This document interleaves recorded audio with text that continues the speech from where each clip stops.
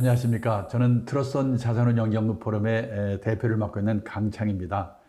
저는 이제 지금과 같은 고령화 시대 그리고 저금리 시대에 노후자금을 마련하기 위해서 어떻게 해야 되는가 하는 내용에 대한 강의를 하면서 이 연금과 이 절세 상품의 중요성에 대해서 강조를 하고 있는데요.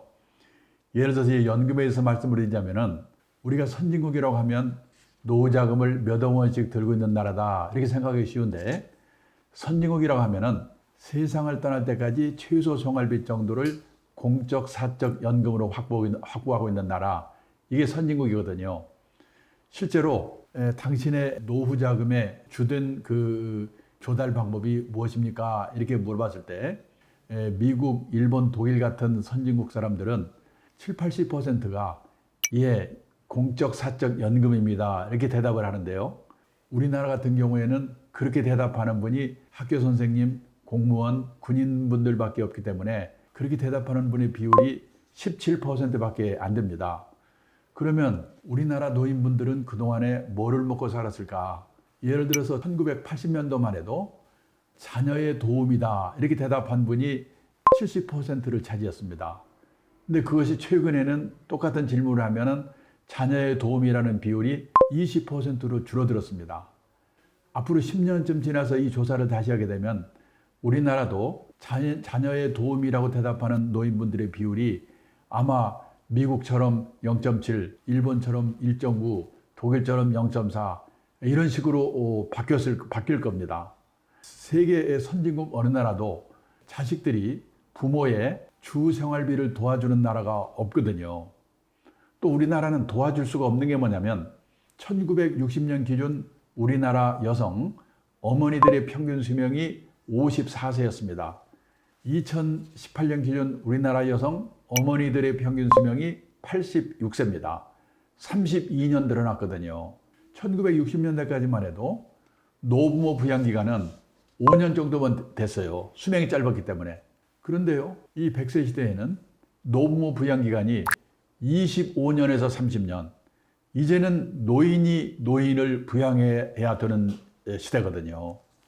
그래서 노후 준비로 제일 먼저 해야 될 거는 뭐냐면 젊은 시절부터 국민연금을 부부가 같이 들고, 그 다음에 퇴직연금도 가입하고, 그러니까 요즘은 자영업자, 1인 기업 또 세제 혜택을 받으면서 퇴직연금에 가입할 수 있거든요.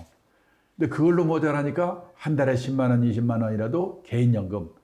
이 100세 시대에는요, 3층 연금으로 최소 생활비를 미리미리 확보하도록 젊은 시절에 준비하는 게 가장 중요하다는 거죠. 그러면 만약에 그걸 준비 못하고 퇴직을 했다. 그럼 어떻게 되는가? 예를 들어서 그 방법이 없습니다.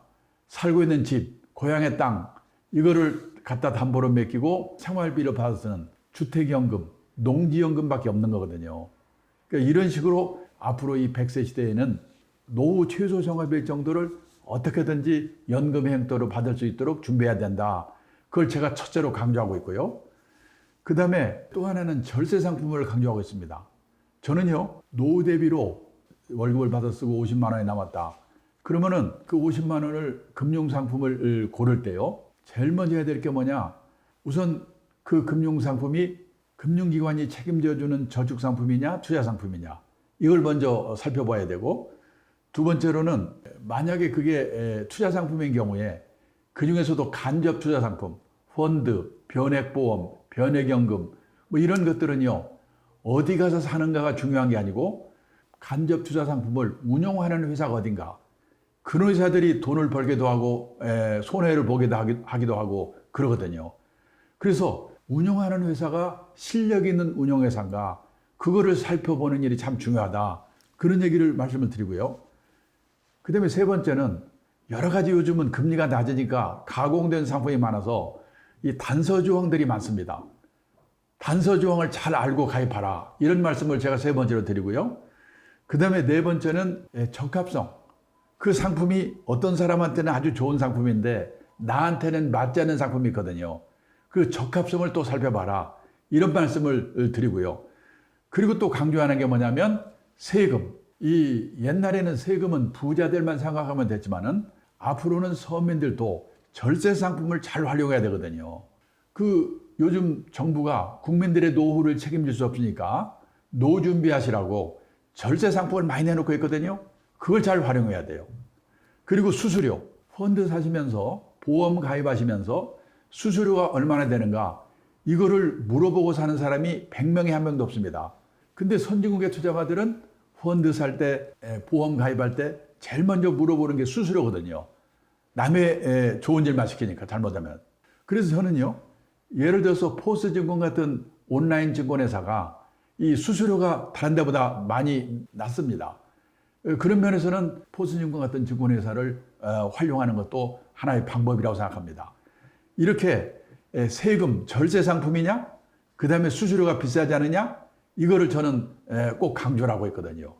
그래서 이번 시간에는 이 연금 상품의 하나인 IRP, 이거는 아까 삼층연금 말씀드렸는데 국민연금, 퇴직연금, 개인연금 중에서 퇴직연금에 속하는 IRP 상품, 이 상품을 어떻게 하면 잘 활용할 수 있을까? 이거에 대해서 이번 시간과 다음 시간에 대해서 말씀을 드리려고 하는데 오늘은 특히 그 IRP에 대해서 좀 소개를 해드리려고 합니다. 그거를 소개하기 위해서요. 저는 그 연금 상품 전문가인 지철원 연구위원의 도움 말씀을 좀 드리려고 하는데 그 지위원 좀 인사 좀 하시죠. 안녕하세요. 트러스턴 자산운용 연금포럼 지철원 연구위원입니다. 저는 금융상품을 분석하고 투자와 자산관리 강의도 하고 있습니다. 때때로 방송에 출연하거나 또는 신문의 기고를 통해서 건전한 투자 문화를 정착시키기 위한 노력을 하고 있습니다. IRP, 지금 질문하신 IRP는 개인형 퇴직연금입니다. 이 계좌는 자율적으로 자금을 납입할 수도 있고요. 퇴직급여를 넣어둘 수도 있습니다. 이 계좌의 특징은요, 뭐니 해도 세제 혜택이 많다는 겁니다. 세액공제를 받고 나중에 찾을 때까지 세금을 내지도 않습니다. 그리고 인출할 때도 원래 내야 할 세금보다 훨씬 더 저율로 과세하니까 장기 자금을 관리하는 데 있어서 정말 최적의 계좌라고 볼 수 있습니다. IRP가요? 예. 네. 그리고 이제 IRP가 퇴직연금에 속하는 개인형 퇴직연금이다. 이게 그러니까 계좌 이름이지 금융상품 이름이 아니라는 뜻이죠. 예, 맞습니다. 네, 그러다 보니까 연금저축 계좌라는 게 있잖아요. 그래서 이 IRP 계좌, 개인형 퇴직연금 계좌와 연금저축 계좌에 대해서 많이 헷갈려하는 분들이 많은데 그 두 가지 그 두 계좌의 차이에 대해서 좀 간단히 소개를 해주실까요? 먼저 이 두 계좌 다 합쳐서 이제 연금 계좌라고 부르거든요. 그래서 사실상 세제 혜택은 똑같습니다. 아, 그렇구나. 예, 그런데 소관 부서가 다르다는 점입니다. IRP는 퇴직연금, 그리고 연금저축은 개인연금. 개인연금. 예, 이렇게 구분이 됩니다. 그런데 연금저축만으로 따지면은 이 세액공제 한도가 400만 원으로 제한되거든요. 네. 근데 IRP는 700만 원까지입니다. 그래서 IRP에 나머지 부족한 300만 원을 더 넣으면 세액공제 혜택을 최대로 받을 수 있습니다. 또 다른 점이라고 하면 연금저축과는 달리 IRP는 리스크가 큰 자산에 70% 이하로 투자해야 됩니다. 이것은 아까 말씀드린 대로 IRP가 퇴직연금이기 때문에 개인연금에 비해서 좀 더 보수적으로 운영하라는 이런 뜻입니다.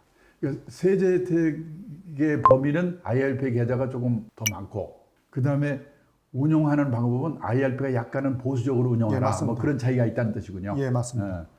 근데 그 최근 들어가지고 IRP 그러니까 개인형 퇴직연금에 이 가입하는 분들이 많다 이런 보도를 신문 보도를 보는데 실제로 그런가요?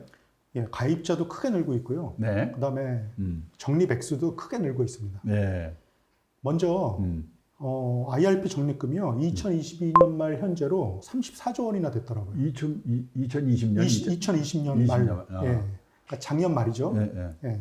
퇴직연금도 굉장히 늘어서요. 현재 총 적립금을 따져보면 255조 원에 이르거든요. 네. 그런데 IRP만 따져보면은 이 퇴직연금 총 적립금의 14%에 이르게 된 겁니다.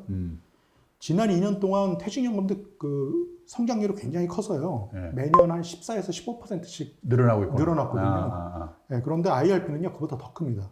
거의 매년 30%씩 두 배로 늘고 있습니다. 네. 한국포스증권에서도 작년에 제가 조사해 보니까 IRP를 작년부터 받기 시작해서 1년 만에 네. 고객 수가 2만 1,000명을 넘었더라고요. 네, 그래서 그 정도로 IRP가 지금 급속하게 성장하고 있다고 보시면 됩니다. 그러니까 IRP 가입자 수도 그렇고 적립금 규모도 이렇게 크게 늘어나고 있다는 건데 그렇게 늘어난 이유가 결국 세제 혜택 때문에 그런가요? 그 이유에 네. 대해서 좀 말씀해 주실까요?